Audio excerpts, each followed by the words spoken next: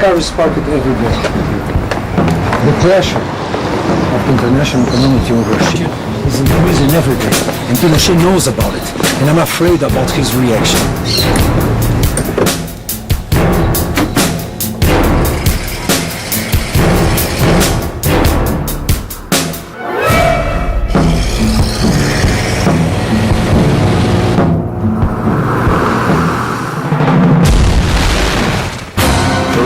El asesinato de Letelier, que también le quitó la vida a Ronnie Carpen Moffitt, una joven americana de 26 años, fue el primer acto de terrorismo internacional en la capital de los Estados Unidos antes del ataque del 11 de septiembre de Al Qaeda. Es cierto que quienes salieron al exilio, quienes comenzaron a vivir esa ola de dictaduras en los años 70, en el Cono Sur en particular, sabían que había peligro, pero nunca se pensó que esa mano se iba a extender al hemisferio norte y menos a Estados Unidos.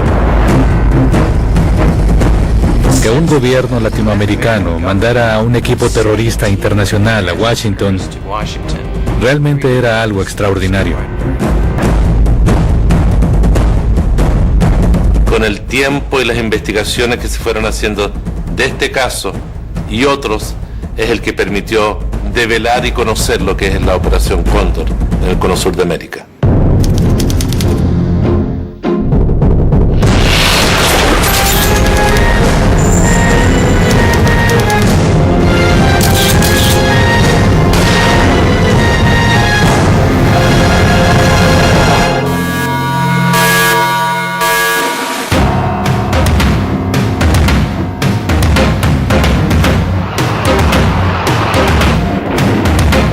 Guerra Fría. Los Estados Unidos y la Unión Soviética dividen al mundo entre el comunismo y el capitalismo. El restante de los demás países periféricos, dentro de ese contexto mayor de la bipolaridad geopolítica, les quedaba negociar hacia cuál de los lados adherirse. El gobierno de los Estados Unidos se alarmó mucho. Era una percepción exagerada de la fuerza de la Unión Soviética. Ellos asistieron a Cuba, obviamente en 1959 después de la revolución, pero en el resto de América Latina ellos no estaban presentes. Los Estados Unidos siempre tuvo un gran interés en Latinoamérica, incluso antes de la Guerra Fría. Siempre la ha considerado su área de influencia. Las personas comentan que la guerrilla surgió para reaccionar a los gobiernos militares. Exactamente lo contrario. Los gobiernos militares surgieron en reacción contra el peligro de las guerrillas que estaban extendiéndose por todos los lugares. Para el periodista brasileño Olavo de Carvalho, el apoyo a los movimientos sociales era una de las armas usadas por los comunistas en la batalla por el continente. En 62, Cuba ya había plantado guerrilla dentro del territorio brasileño. Surgen en todos los países prácticamente organizaciones que se plantean la lucha revolucionaria a través de las armas y que se plantean la construcción de una sociedad diferente. El presidente Kennedy, después de la Revolución Cubana, pregunta ¿qué estamos haciendo? ¿Qué estamos haciendo hacia América Latina? A raíz de esa pregunta empieza a formarse la Escuela de la América, se le empieza a conocer con ese nombre. Creada originalmente en 1946 en Fort Amador, Panamá, con el nombre de Centro de Adiestramiento Latinoamericano, la Escuela de las Américas se transforma en uno de los principales instrumentos de la influencia de los Estados Unidos en la región. Se empieza a formar toda una política mucho más militar, mucho más estratégica, mucho más fina, y se crea la doctrina de la seguridad nacional.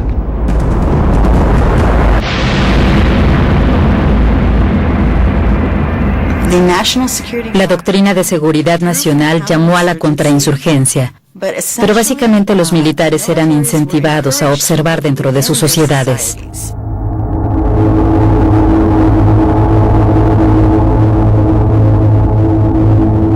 Si un sacerdote tenía ideas progresistas, comunistas, si un sindicalista tenía alguna idea de justicia social, de derechos humanos, es comunista.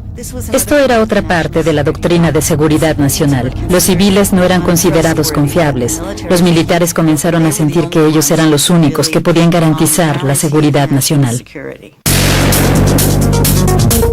En marzo de 1964, el presidente brasileño João Goulart es depuesto en un golpe de Estado. El golpe militar del 64 trae en su interior la doctrina de seguridad nacional y después se va expandiendo por toda la región. Mucha gente creía que los Estados Unidos era el único poder imperialista en el hemisferio occidental, pero Brasil era un imperio y hasta cierto punto un poder imperialista. El régimen militar brasileño impulsaba los regímenes de derecha a su alrededor y se oponía en secreto y abiertamente a cualquier gobierno progresista que pudiera llegar al poder en países como Uruguay, Bolivia y Chile.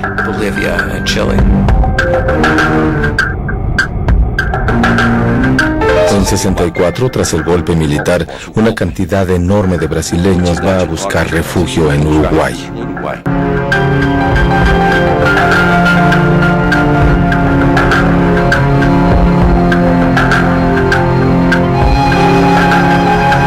Yo creo que la gente que se exilió en Uruguay, producto del golpe en Brasil, de alguna manera tuvo contacto con las organizaciones de izquierda.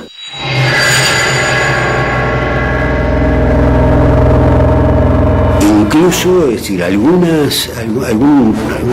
robo de armas tenía como destino Brasil.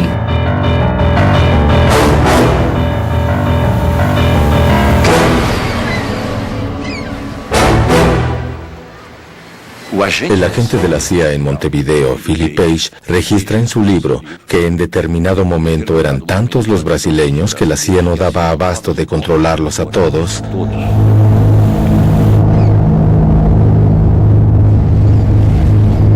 Y pide refuerzo para la estación de la CIA en Río de Janeiro, que contesta informando que irán 2 agentes más de la CIA. Uno con un estatus de embajador, Pío Correia, y otro como agregado militar. La embajada brasileña en Montevideo pone en acción un experimento que muchos consideran el embrión de la Operación Cóndor. Manuel Pío Correa siempre fue un hombre de confianza del régimen.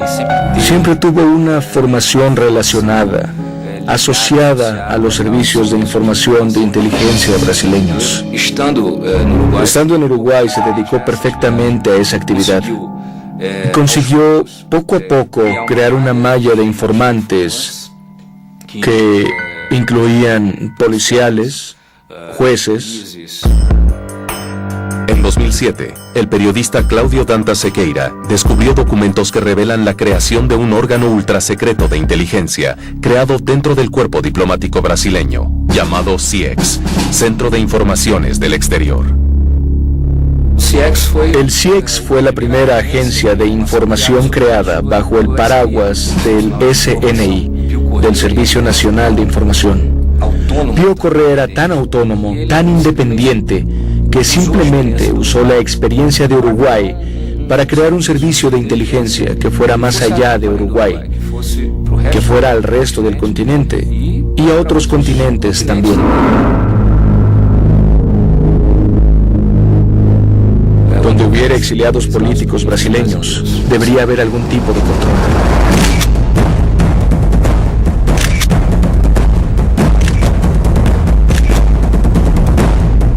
Pío Correa creó este clandestino aparato que resultó en la desaparición de varios brasileños y al mismo tiempo colaboró con represiones de Argentina, de Uruguay, de Chile y de Paraguay.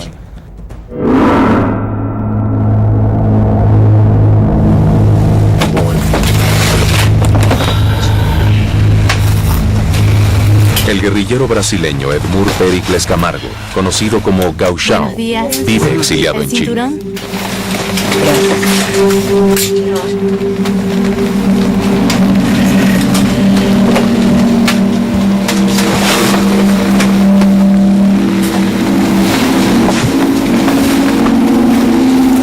señor Edmur Pericles Camargo. Pero en un vuelo entre Santiago y Montevideo, con escala en Buenos Aires, la policía argentina detiene a Edmur dentro del avión. Señor, acompáñenos, por favor. No va a ser mucho tiempo. A las 3 de la madrugada aterriza un avión de la FAB en el aeropuerto de Ezeiza, en el cual colocan a Edmur. A las 6 de la mañana este avión despega rumbo al Galeão. Edmur está desaparecido hasta hoy.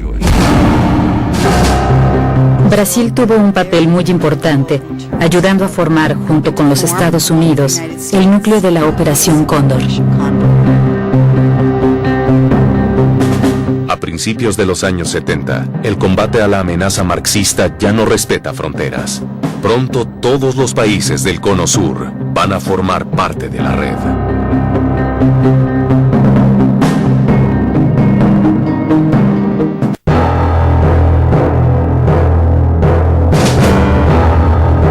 En 1971, el general Hugo Banzer toma el poder en Bolivia.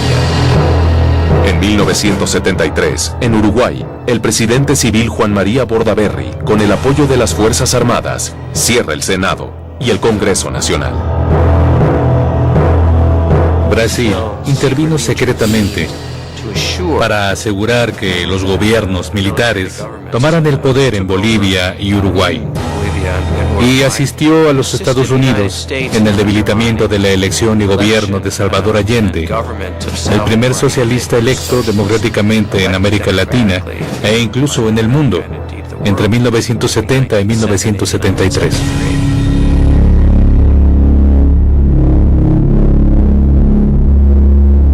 Durante el gobierno del presidente Salvador Allende, el país vivió una etapa de una gran polarización. Las Fuerzas Armadas durante esa época yo diría que constituían una buena incógnita para gran parte de la población, de la opinión pública. Chile vive un periodo de intensas huelgas y protestas. El comandante en jefe del ejército, general Carlos Prats, renuncia a su cargo y lo sucede el general Augusto Pinochet.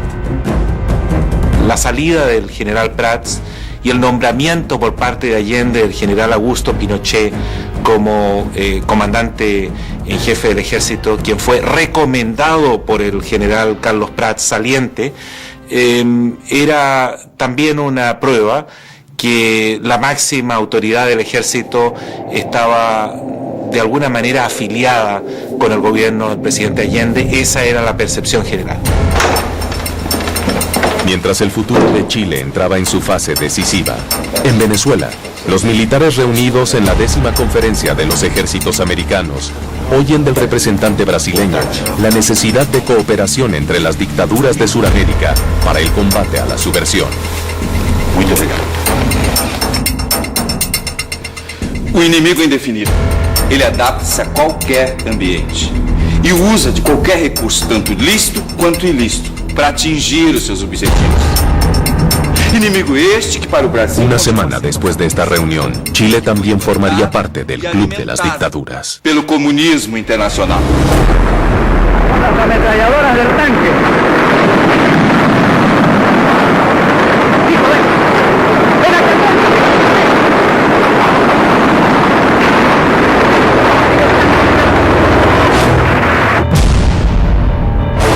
11 de septiembre de 1973, el Palacio de la Moneda, sede del gobierno chileno, es bombardeado e invadido por las tropas del general Augusto Pinochet. Salvador Allende es encontrado muerto en el interior del palacio.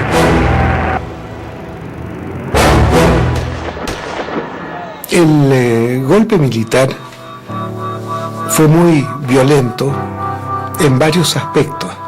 En primer lugar, los chilenos estaban convencidos de que no podía haber un golpe en Chile porque la historia política del país no registraba ninguno desde hacía mucho tiempo. Era una democracia muy sólida y en realidad si se produjo este golpe fue por muchas fuerzas fácticas, por la presión de la mitad de la población y en realidad por la intervención de otros países. El día del golpe, 11 de septiembre del 73, la embajada brasileña estaba con todas las luces encendidas. Y en su interior, con una copa de champán, nuestro embajador brindaba diciendo: ganamos. El terror se instala en todo el país. Miles de personas son detenidas y sometidas a interrogatorios. La represión transforma el Estadio Nacional en un inmenso centro de detención. Se supone que en los primeros meses del golpe, 18,000 personas de diferentes nacionalidades estuvieron detenidas allí. En el Estadio Nacional había presos también chilenos y extranjeros. En Chile se había recibido muchas personas de países vecinos durante el gobierno del presidente Allende, sobre todo de Brasil, pero también de Bolivia, de Uruguay, de Argentina y de algunos otros países. En aquel momento en Chile había más de 5,000 brasileños exiliados. O sea, había una presencia de exiliados brasileños muy grande. Luego del golpe en Chile, Brasil ayudó a Pinochet a establecerse y consolidar su mandato, proporcionando secretamente ayuda económica y entrenamientos militares al régimen de Pinochet. Se sabe que nuestro SNI fue quien colaboró fuertemente en la creación de la policía secreta chilena, la DINA.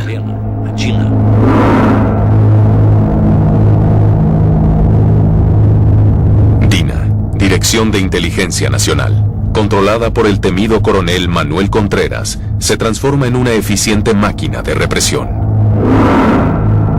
Todos los países en el Cono Sur tienen su propia historia, pero más interesante es saber por qué ocurrieron tantos golpes militares al mismo tiempo, a comienzos y mediados de los años 70. Eso fue un claro resultado de los esfuerzos de Brasil para asociarse y rodearse con otros regímenes militares. Y ciertamente, esfuerzos del gobierno chileno después de tomar el poder en 1973 para apoyar a la derecha argentina y a las fuerzas militares para tomar el poder en aquel país. En los meses que siguieron, la red establece nuevos parámetros en el combate a aquellos que considera sus enemigos.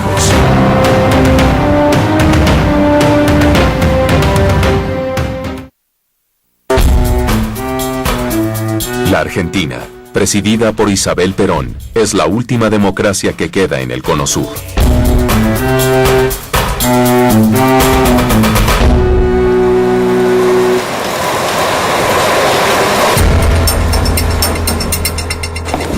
Pero entre bastidores ya se instalaba la red de represión que unía a toda la región.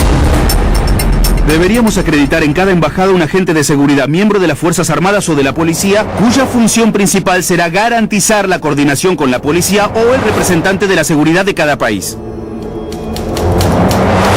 El subjefe de policía, Alberto Villar, conocido por ser el fundador de la mayor organización de derecha del país, la AAA, Alianza Anticomunista Argentina, se reúne en Buenos Aires con los jefes de las policías de Chile, Uruguay y Bolivia.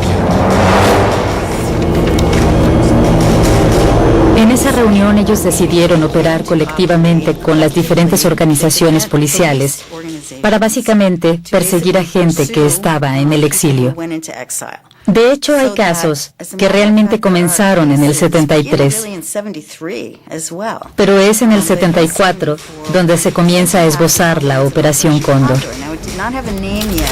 Y a pesar de que no tenía un nombre formalmente, se veían una suerte de operaciones en conjunto entre los países para secuestrar y torturar gente y luego mandarlos de vuelta al país de origen.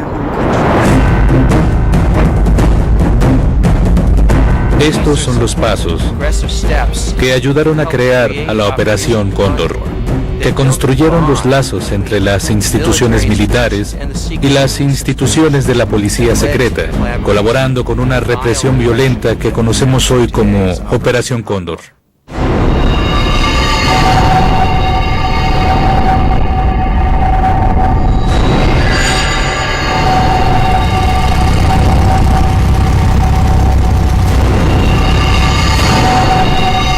Este es el auto de Prats. El general chileno Carlos Prats, excomandante de las Fuerzas Armadas durante el gobierno de Salvador Allende, llega a casa. El general Carlos Prats era un general muy respetado por otros militares. Vivía exiliado con su esposa en Argentina y divulgando el hecho de que Augusto Pinochet había usurpado el poder y decidido que sería el dictador de Chile y que los militares permanecerían en el poder.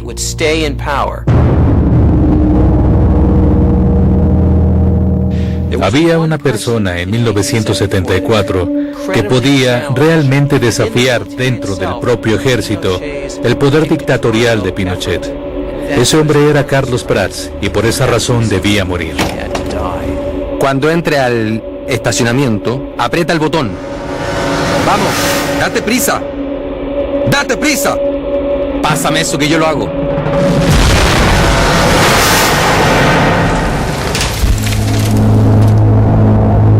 La muerte de él y de la señora Sofía Cuthbert fue horrorosa, ¿no?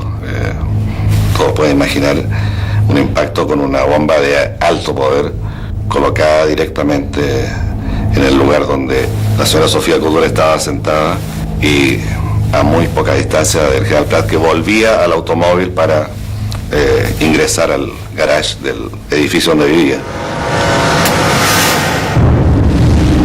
Se puede establecer fehacientemente que fue planificada, dirigida y llevada a cabo por agentes de la Dirección de Inteligencia Nacional, la DINA, la policía secreta de Augusto Pinochet durante la dictadura militar.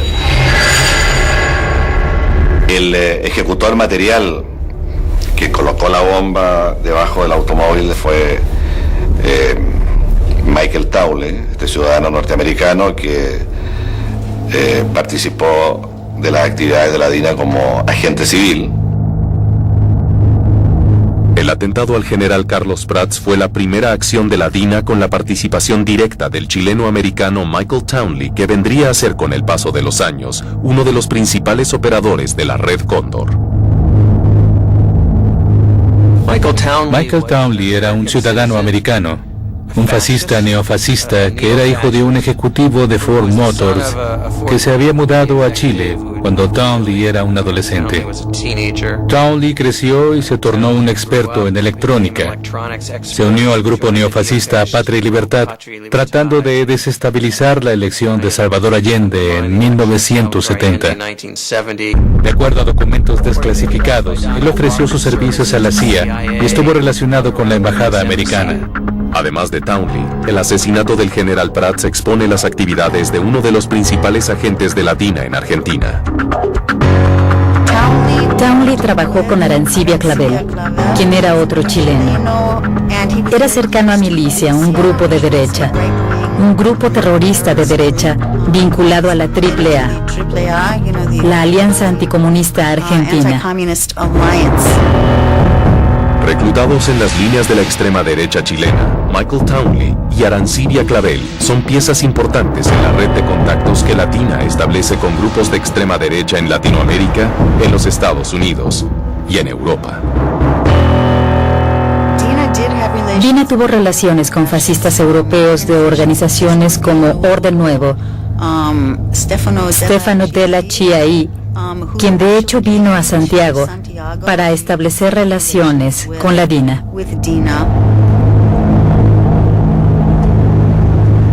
Algunos grupos neofascistas se establecieron en países como Bolivia y Argentina. Ellos colaboraron con los regímenes militares de esos países. Había ex-nazis que ayudaron al régimen de Pinochet, al régimen argentino. Y la Policía Secreta de Chile también se basó en el talento de cubanos exiliados que habían sido entrenados por la CIA a comienzos de los 60 y ahora sentían que la CIA por sí sola no era suficientemente anticomunista y habían viajado a Santiago de Chile para convertir a Pinochet en el nuevo patrón de la violencia anticastrista.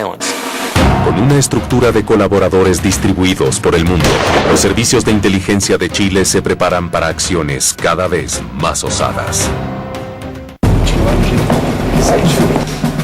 Para hacer frente a la internacionalización de la represión en Sudamérica, los principales grupos armados de izquierda del continente intentan unirse para entrar en combate. Uno de los principales articuladores de esa idea es el revolucionario argentino Roberto Santucho. La inspiración política de mi hermano, Roby Santucho, y del Frente Revolucionario Indoamericano Popular, era la de llevar adelante una revolución latinoamericana. El PRT estableció contacto con Tupamaros y lo mismo con el MIR de Chile y con el POR de Bolivia. De la unión de esos grupos nace la JCR, Junta de Coordinación Revolucionaria. JCR fue una unión de fuerzas militares y políticas de izquierda del Cono Sur.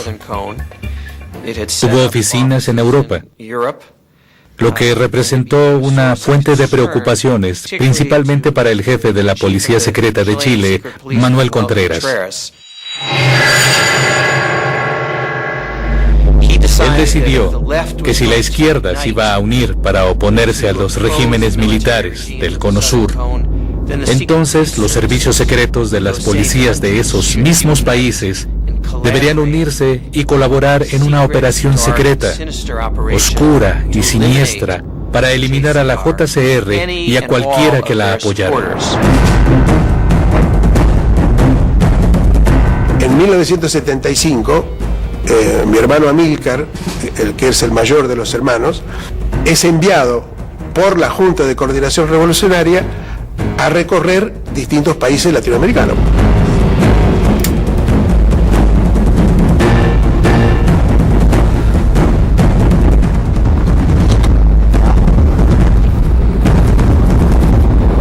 Amílcar Santucho viaja al lado de Jorge Isaac Fuentes Alarcón, uno de los líderes del movimiento de la izquierda revolucionaria chilena y articulador de la JCR.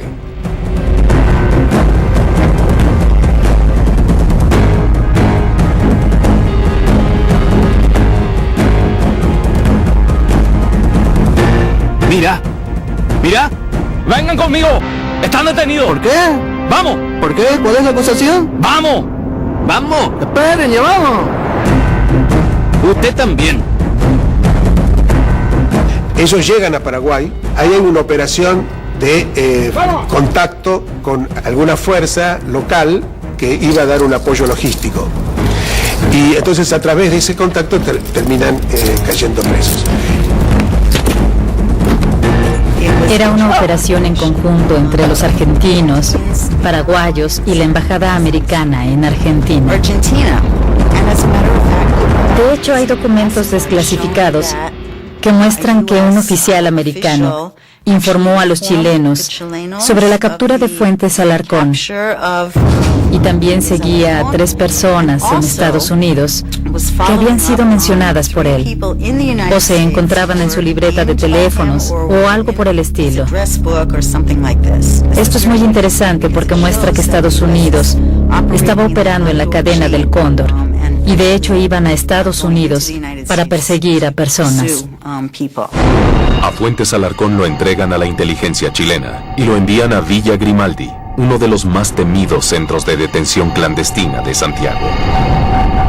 Ellos lo mantenían en una especie de caja pequeña en Villa Grimaldi. Fue allá donde él desapareció, por lo tanto se cree que fue también donde fue asesinado.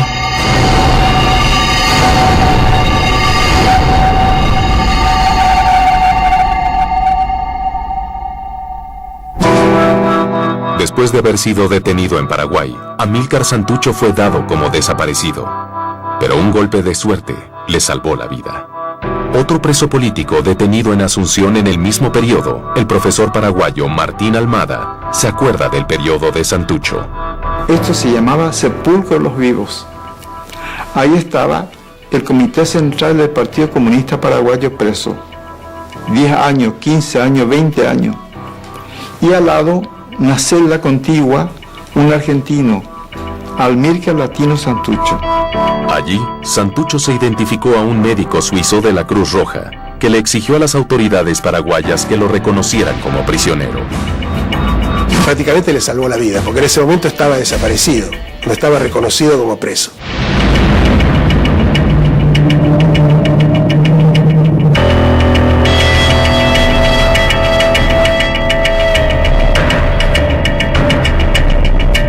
El profesor Martín Almada fue detenido por la policía del general Alfredo Stroessner, inmediatamente después de haber regresado de un periodo de estudios en Argentina.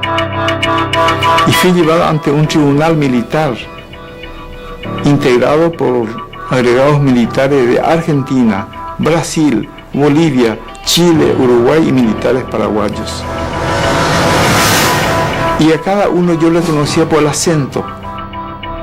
Entonces dijeron, tipificaron mi delito como terrorista intelectual. Y por ese motivo yo estuve 1000 días en la cárcel de Stroessner.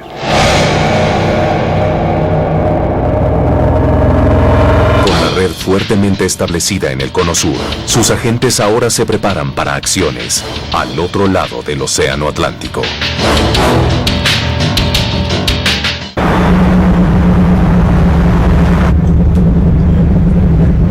La represión en el Cono Sur aprieta el cerco contra sus enemigos, no solo en el continente, pero también al otro lado del Atlántico.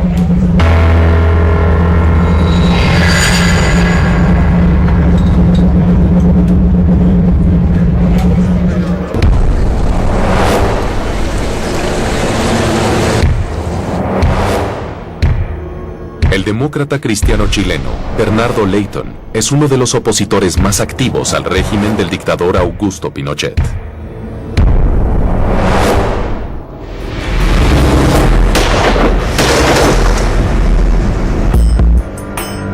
Los disparos vienen de asesinos contratados por el norteamericano Michael Townley. Él y su esposa fueron atacados en la calle, baleados y considerados muertos. Sin embargo, ellos sobrevivieron, pero con heridas muy graves. Entonces este era un caso de un asesinato de cóndor que no fue exitoso, pero que sí lo silenció como críticos del régimen de Pinochet. El atentado en Roma es la prueba de que las garras de la represión están preparadas para alcanzar a cualquiera, en cualquier lugar del planeta.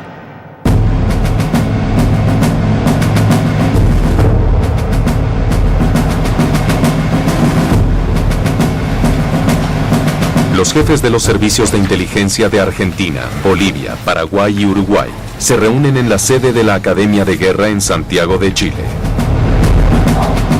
Enfrentamos una guerra psicopolítica con la izquierda internacional. El anfitrión y figura central de ese encuentro es el comandante de la DINA, el coronel Manuel Contreras. Tenemos que contar en el ámbito internacional no solo con un mando. En el verano de 1975, Manuel Contreras, la cabeza de la policía secreta chilena, viajó por América Latina y vino a Estados Unidos a una reunión con un subdirector de la CIA, Vernon Waters. Invitó a los paraguayos, uruguayos, argentinos a la primera conferencia regional de oficiales de inteligencia del Cono Sur. Nuestra propuesta es que tengamos un banco de datos único, con antecedentes de personas, organizaciones y otras actividades conectadas directa o indirectamente con la subversión. Brasil participó de la reunión en Santiago de Chile que formalizó la Operación Cóndor, que ya era practicada, pero de manera bastante informal.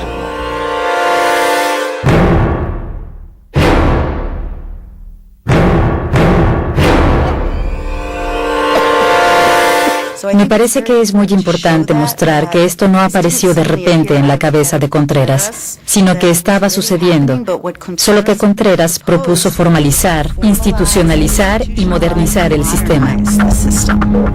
Ese encuentro hace oficial el acuerdo de cooperación internacional conocido como Operación Cóndor. Tenemos un documento que da fuertes indicios que la CIA y el Departamento de Defensa ofreció algún tipo centro de comunicación para el Cóndor. Una operación como esa exige que tengamos canales de comunicación muy bien establecidos. ¿Cómo vamos a hacer eso, coronel? Necesitamos un sistema de comunicación moderno y ágil que permita cumplir.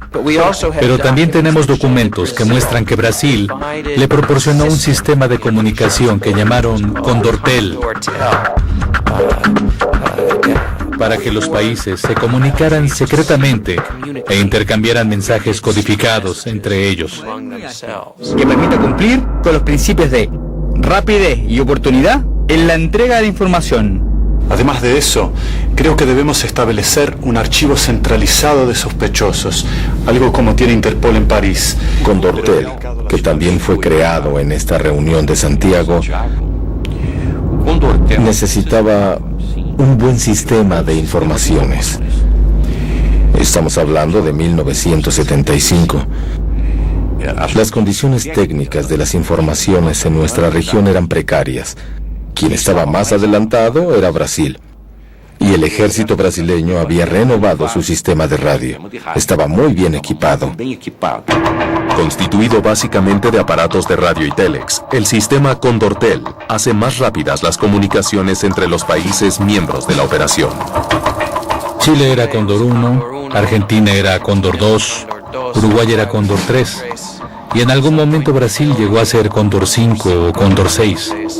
El último país que se unió a la Operación Cóndor fue Perú a comienzos de 1978.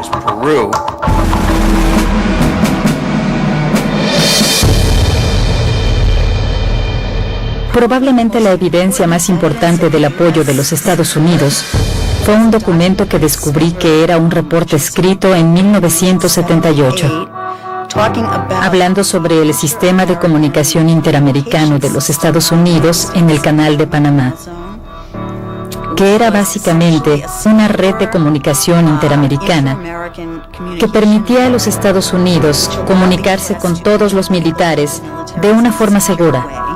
Y eso lo aplicaron a la Operación Cóndor.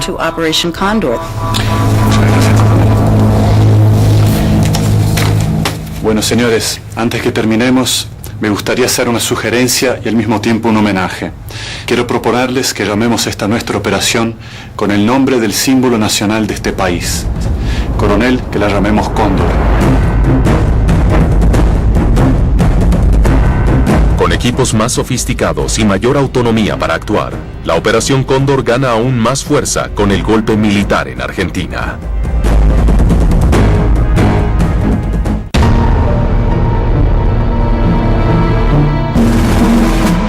En marzo de 1976, un golpe en Argentina completa el escenario de regímenes militares en el Cono Sur. Con el apoyo de toda la red de informaciones de la Operación Cóndor, oficialmente instalada, tiene inicio una de las dictaduras más violentas de la historia de Latinoamérica bajo el comando del general Jorge Rafael Videla. En el 76, la AAA se incorpora prácticamente a la dictadura. Tiene una cantidad de información que se ha ido reuniendo a lo largo de todas las dictaduras últimas, y entonces comienza la represión, y tienen listas de gente de los movimientos, de los partidos, de la universidad. Para la periodista Stella Caloni, autora de varios libros sobre la Operación Cóndor, Argentina se transformó en una terrible trampa para los exiliados de otros países del Cono Sur. La mayor cantidad de desaparecidos extranjeros aquí hasta ahora son uruguayos. Es decir, se convirtió así como una ratonera para los brasileños, también para todos los exiliados que estaban en el país. Los uruguayos fueron no solo perseguidos dentro de las directivas de la Operación Cóndor, que las directivas eran precisas, sobre todo eran personalidades muy importantes, líderes.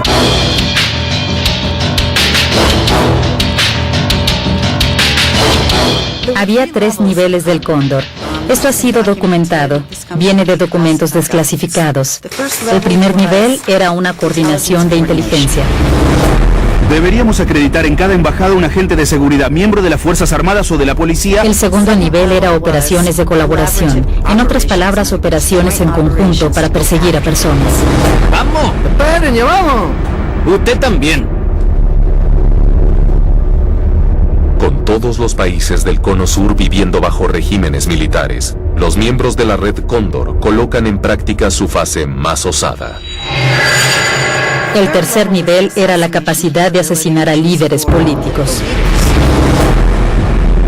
A fines de 1975, y después de una serie de acciones ya conjuntas, como el asesinato del general Carlos Prats y su esposa Sofía Courbet, eso marca ya la primera acción conjunta de los militares chilenos con la AAA argentina, con algunos elementos de seguridad de este país. Para ejecutar las acciones de la tercera fase de la operación, los países miembros forman grupos conocidos como Hunter Killer Teams. ¿Qué están haciendo? ¿Están locos? Los Hunter Killer Teams eran grupos, a lo mejor entre 10 y 15 hombres, que tenían diferentes tareas, pero principalmente perseguían a sospechosos.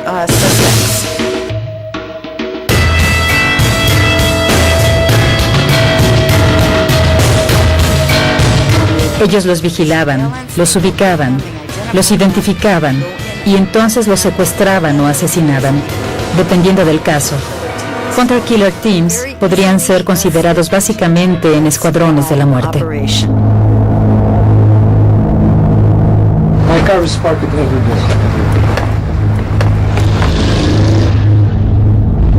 El asesinato de mi padre fue de un brazo fuera del territorio, y en particular coludido con otros grupos que operaban más allá de su frontera.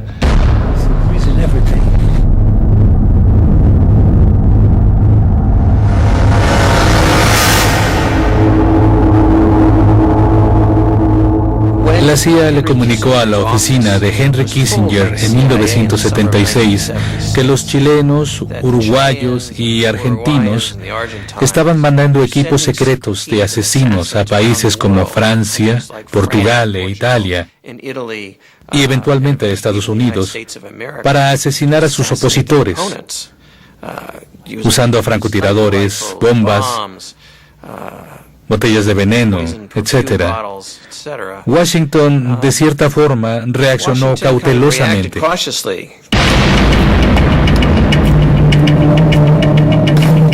Lo que el gobierno americano no podía imaginar es que su capital sería el escenario de la acción más osada de los agentes de la red. Yo diría que en ningún momento se percibió, se pensó de que un acto de represión como la que finalmente ocurrió, un bombazo en el corazón de Estados Unidos, iba a ocurrir.